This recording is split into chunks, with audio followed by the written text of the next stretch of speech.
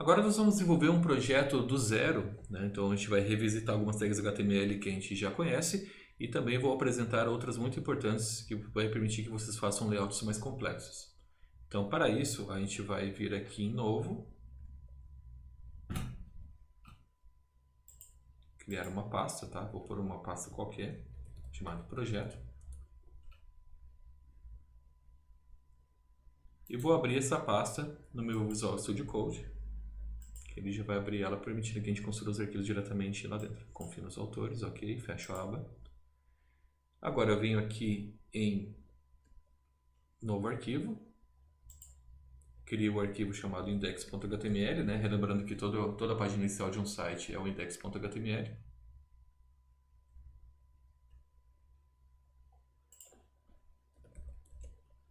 O atalho para se construir a página completa com VS Code é escrevendo HTML 2.5, clica na primeira sugestão aqui, ele vai gerar o código completo da estrutura inicial, onde você só vai precisar mudar aqui a linguagem do seu texto, que é português brasileiro, a não ser que você escreva todo o seu site em inglês, né?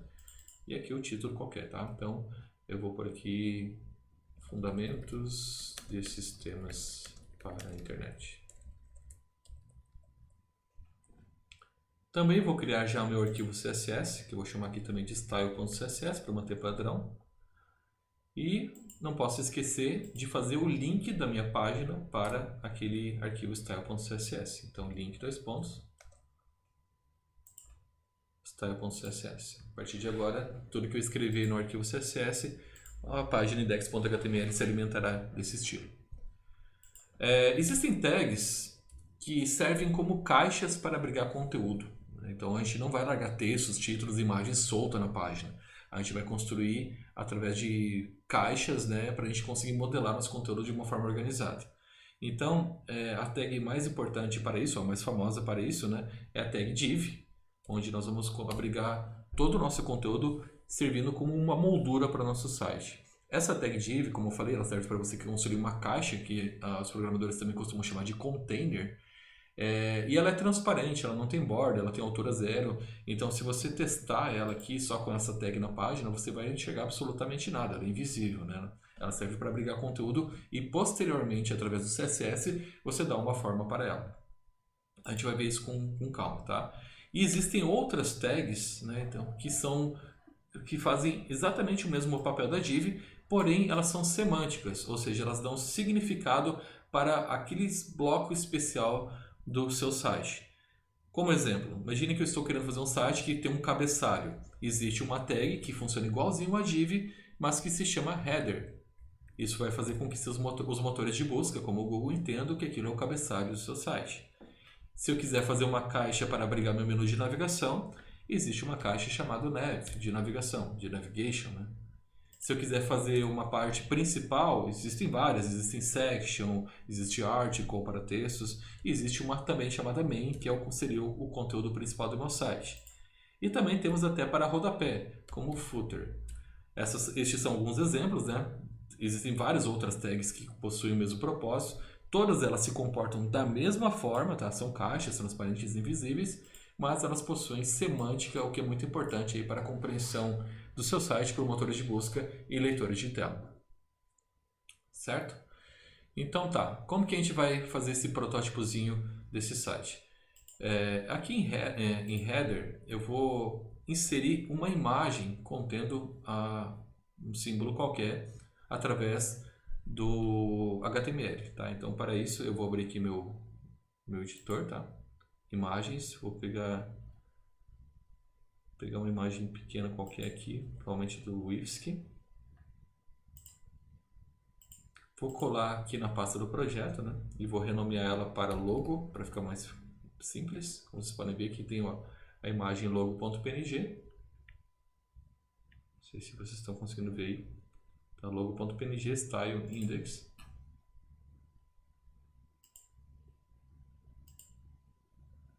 E a tag para se inserir uma imagem é a tag img, que possui os atributos source, src, e out, que é texto alternativo, ambos obrigatórios, tá?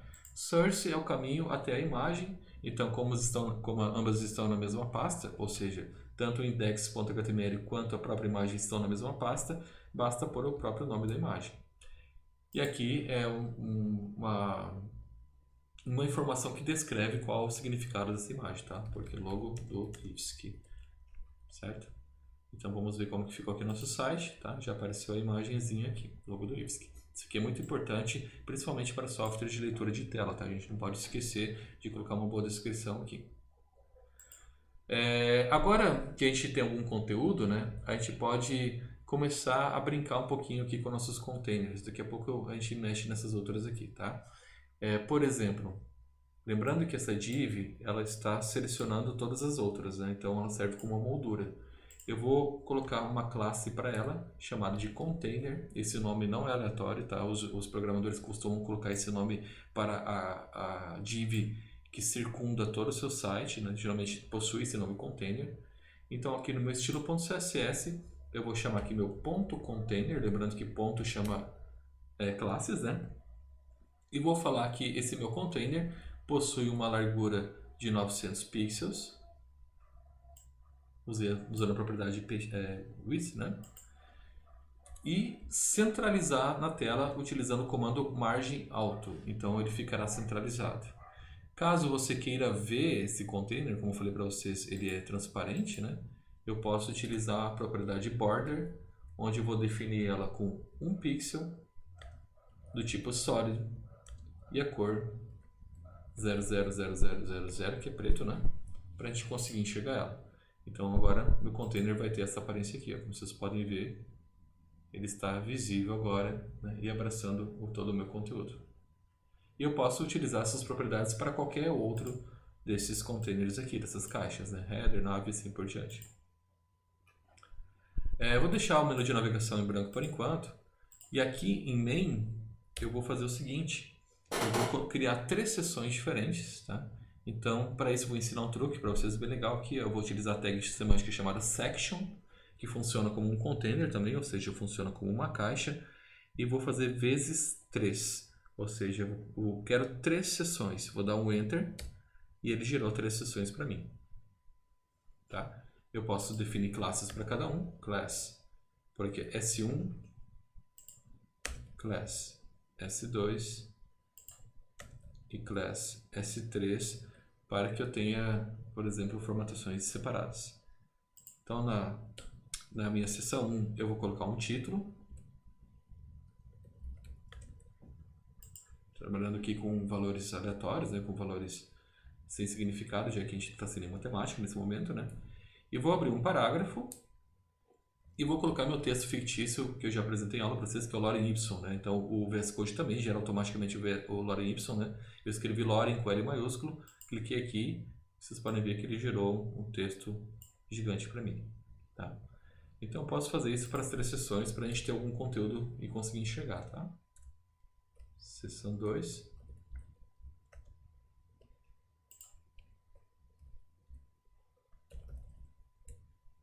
Mais um lorem ipsum.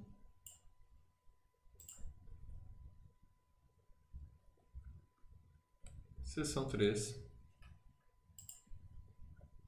Mais um lorem ipsum. Se vocês não quiserem fazer essas linhas longas com rolagem horizontal, vocês podem vir aqui no editor, ver e marcar aqui o quebra de texto, né, ou word wrap em inglês, e aí ele vai quebrar a linha para aparecer tudo na tela. Tá? Uma outra forma de você visualizar o seu código. Então lembrando aqui que nós temos um main e dentro do main nós temos 3 seções de texto. Então nosso site nesse momento está com essa aparência aqui, seção 1, seção 2, seção 3. Agora a gente pode formatar eles de forma individualizada. Então eu tenho ponto S1, tá? Eu tenho meu ponto S2, só arrumar aqui que é letra minúscula, né? Senão não funciona. E minha seção 3, eu criei meus 3 bloquinhos. Para a gente visualizar melhor, eu vou colocar uma cor diferente para cada, tá? Escolher umas cores aleatórias aqui, por nome, que o próprio VS Code está me sugerindo.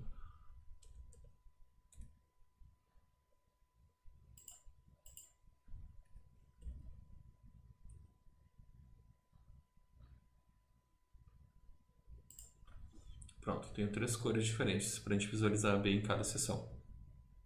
Como a gente pode ver agora, temos 3 seções diferentes para cada um.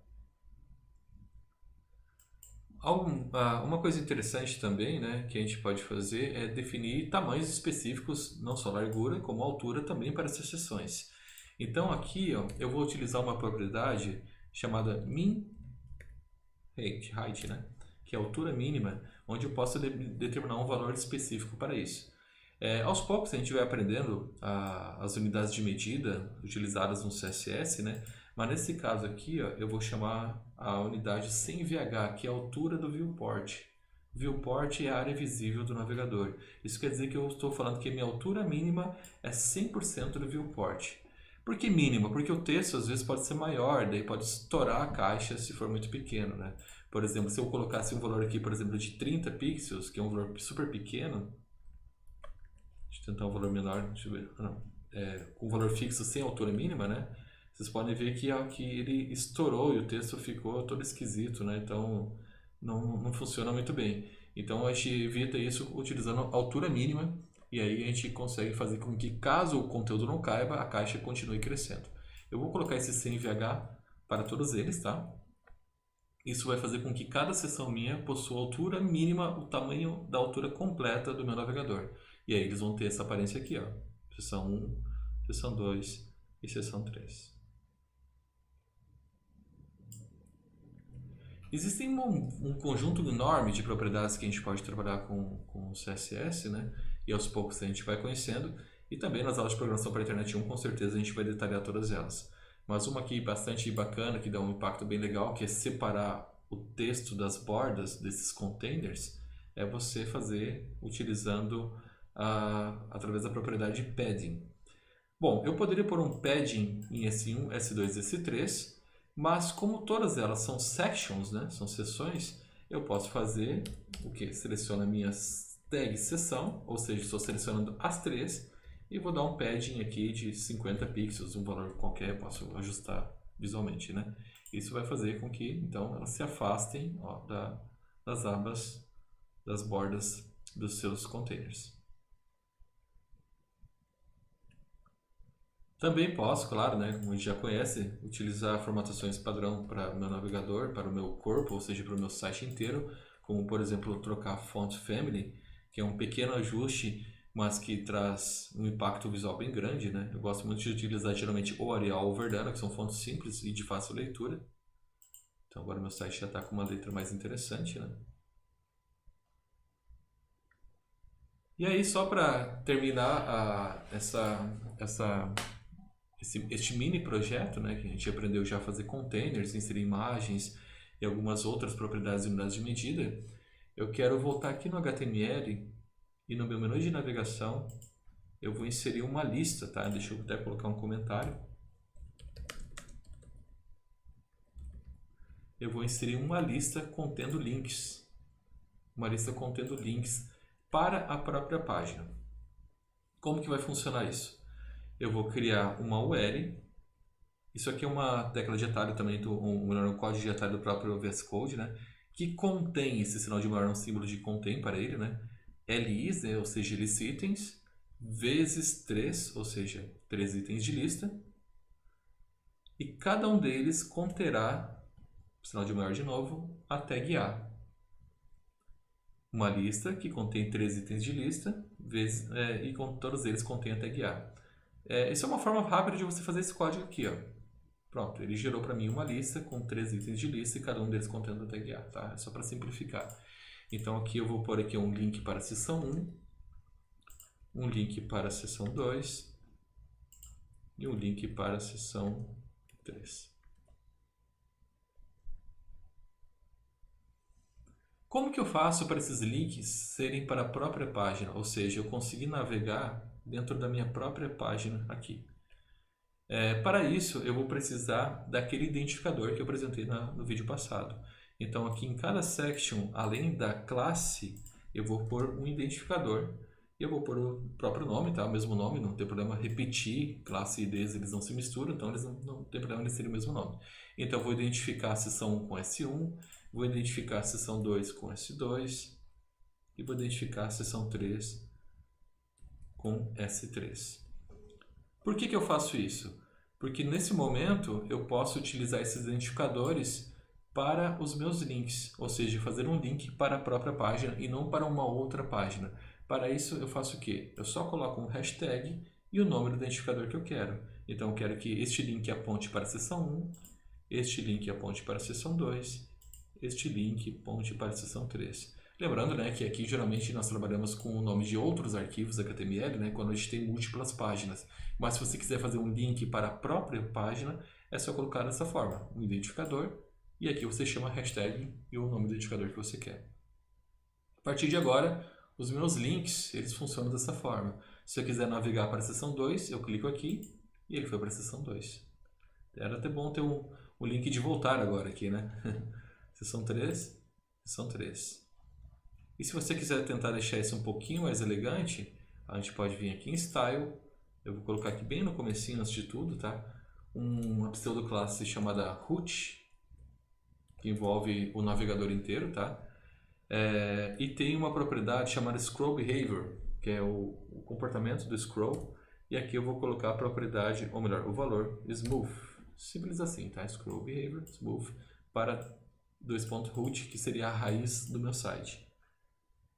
E aí, o que isso muda? Muda bastante. Ó. Quando eu clicar em seção 3, agora ele navega de uma forma mais suave, né? Dando saltos menores.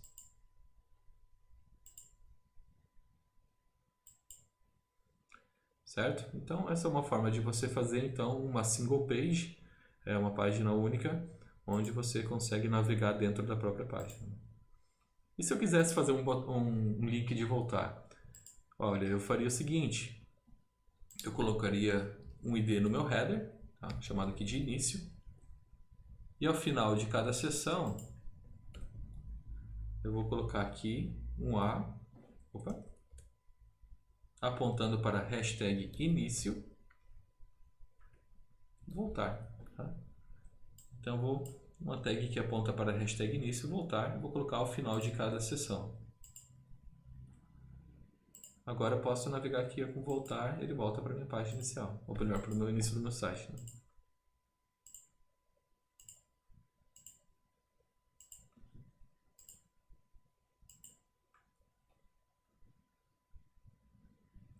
Bom, por enquanto é isso, tá, gente? Aí, aos poucos, a gente vai conhecendo elementos, propriedades e técnicas novas aí de desenvolvimento web. Qualquer coisa, qualquer dúvida, você sabe onde me achar.